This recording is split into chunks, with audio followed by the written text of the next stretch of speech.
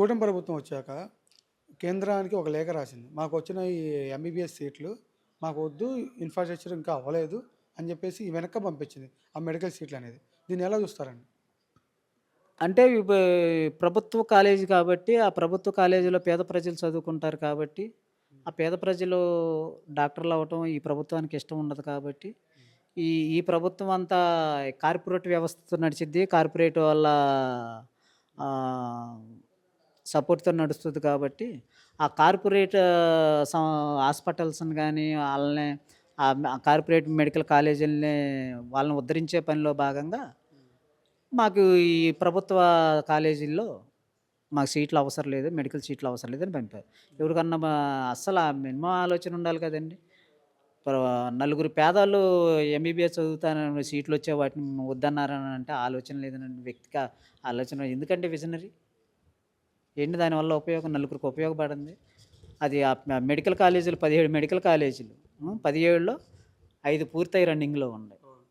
ఇంకొక 6 70% పూర్తయి ఉన్నాయి. ఇంకొక 5 60-50% పూర్తయి ఉన్నాయి. ఎంతండి ఒక్కొక్క మెడికల్ కాలేజ్‌కొచ్చేసరికి ఇంకొక 550,00,00,000 ఖర్చు పెడితే చాలు. అంటే ఈరోజు ఈ ప్రభుత్వం చేస్తున్నప్పు ఒక్క రోజుకొచ్చేసరికి 422,00,00,000 అప్పు చేస్తుంది. రోజుకి. ఒక్క రోజుకొచ్చేసరికి 422,00,00,000 అప్పు చేసేటప్పుడు ఒక 8 ఒక 12 మెడికల్ కాలేజీలకి 15 రోజులు డబ్బులు చేసే అప్పులు సరిపోతాయి. దానివల్ల ఎంతమంది విద్యార్థులు మెడికో చదువుతారు ఈరోజు? ఎంతమంది మెడికో విద్యార్థులు అవుతారు? ఎంతమంది భవిష్యత్తు బావుంటది? ఎంతమంది ప్రజలు దానివల్ల లబ్ధి పొందుతారు? ఇప్పుడు ఒక మెడికల్ కాలేజ్ పెట్టామనంటే దానికి అనుసంధానంగా ఒక మెడికల్ హాస్పిటల్ మనకుంటది. అదేంటి డెవలప్ చేసేది నేనే, ఇన్‌ఫ్రాస్ట్రక్చర్ అంతా నాకు తెలుసు. ఎలా చేయాలి ఏంటి ప్రభుత్వానికి, ఆ సంపద సృష్టించేది కూడా నేనే అని చెప్పేసి ఎన్నికల ముందు అన్నారు కదా! అది సృష్టిస్తూనే ఉన్నారు కదండీ! హ్మ్. సంపద సృష్టిస్తూనే ఉండారుగా. హ్మ్.